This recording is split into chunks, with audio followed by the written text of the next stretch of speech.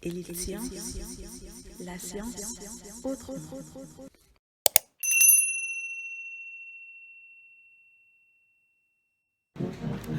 Wa salam salam les gars, j'espère que vous allez bien. Maa ngi leen di nuyuwaat bu baax encore une fois. Je m'excuse d'avance parce que cette vidéo, wax dëgg yàlla, j'aurais voulu la produire bien avant même qu'on entre dans cette semaine qui est la semaine des devoirs. Mais bon, comme on dirait, mieux vaut tard que jamais. Donc moo tax je vous apporte aujourd'hui une méthode boo xam te ne ça vous permet de rendre correctement vos devoirs et d'impressionner ton professeur donc par ton organisation. Parce que j'ai l'habitude de dire quoi? J'ai l'habitude de dire que nous les scientifiques, nous sommes très organisés. Donc il faut que vous vous organisiez dans votre travail. Donc j'avais fait déjà une vidéo sur ça pour vous montrer comment organiser votre espace de travail pour pouvoir quand même travailler dans les meilleures conditions possibles. Parce que si votre entourage est organisé, vous allez voir que tout ce que vous allez faire est organisé. Rappelez-vous la vidéo passée, moi, sur l'émission de motivation E égale M carré. Donc je vous ai expliqué que ça c'est ce qu'on appelle les déclencheurs environnementaux. Quand votre environnement est extrêmement bien organisé, donc vous allez voir que même dans votre travail, donc tout va aller bien. Donc vous allez à chaque fois savoir là où vous en êtes et voilà donc qu'est-ce qu'il faut faire quoi. Donc sans plus tarder, donc on va exposer cette méthode. Li tax maintenant que je vous passe donc cette astuce moi, on remarque parfois quand vous rendez des copies, surtout en maths ou bien en PC et tout, donc il y a beaucoup de feuilles. Donc vous utilisez beaucoup de feuilles et parfois même le professeur, il y a une manière de classer vos feuilles quand vous lui rendez vos copies. Donc il a des soucis. Donc il ne sait pas par exemple où commence l'exercice 1, où est-ce que ça s'arrête, ainsi de suite. Donc à la fin, un peu ça peut se mélanger sur sa tête et aussi ça peut ralentir sa vitesse de correction des copies.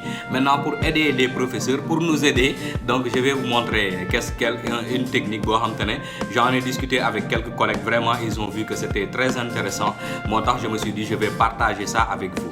Donc d'abord ce qu'il faut faire, vous allez avoir besoin donc de plusieurs doubles feuilles. Les gars, un devoir, ça se prépare.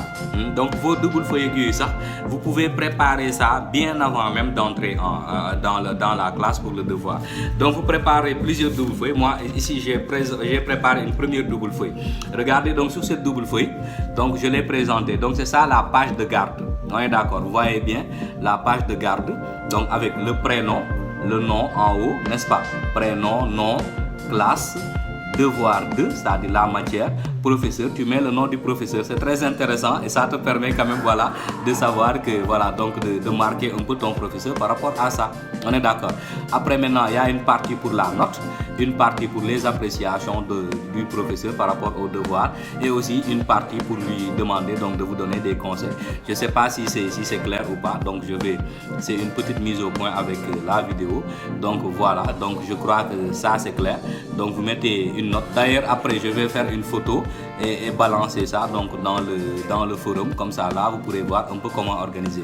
Donc ça c'est une feuille sur laquelle vous n'écrivez rien. Donc vous voyez, à l'intérieur, je n'ai rien écrit. C'est ça qu'on appelle une page de garde, n'est-ce pas? Cette page de garde, après, quand tu auras fini, tu vas prendre toutes tes feuilles d'exercice, tu vas les mettre à l'intérieur de la page de garde. Je vais t'expliquer comment ça se passe.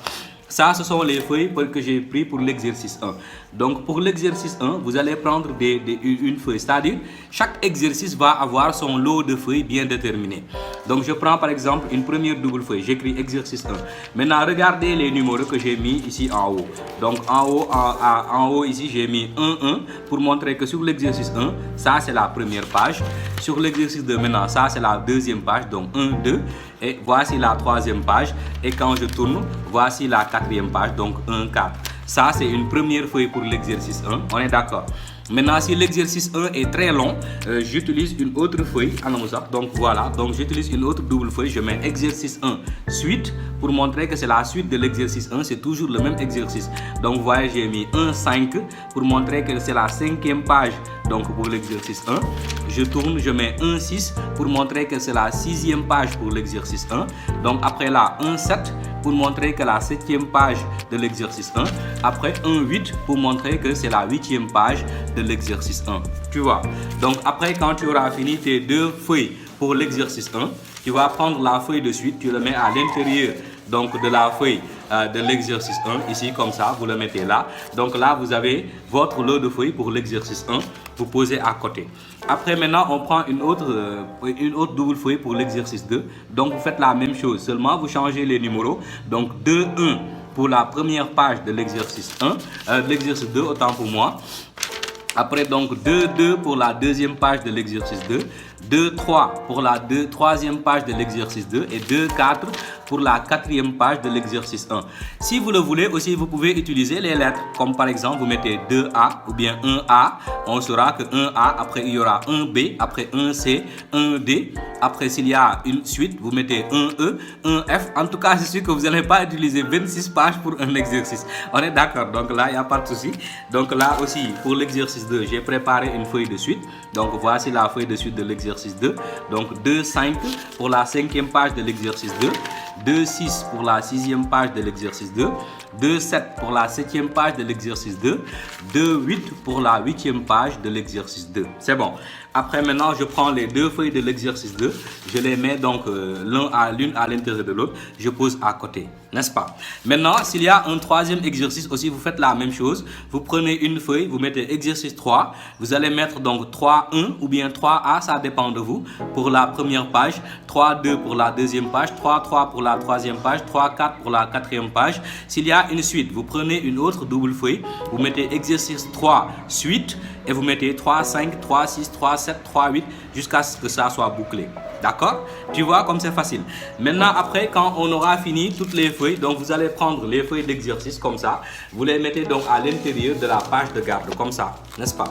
Donc maintenant, le devoir est prêt. Donc toutes les feuilles sont à l'intérieur de la page de garde. Et là, c'est ça que vous allez remettre donc à votre professeur pour correction. Vous savez, ce qui est intéressant avec cette méthode, c'est quoi? Vous n'allez pas perdre de temps sur un exercice. Si vous commencez l'exercice 1, si vous avez un blocage, vous pouvez passer directement à l'exercice 2 sans pour autant qu'il y ait un souci.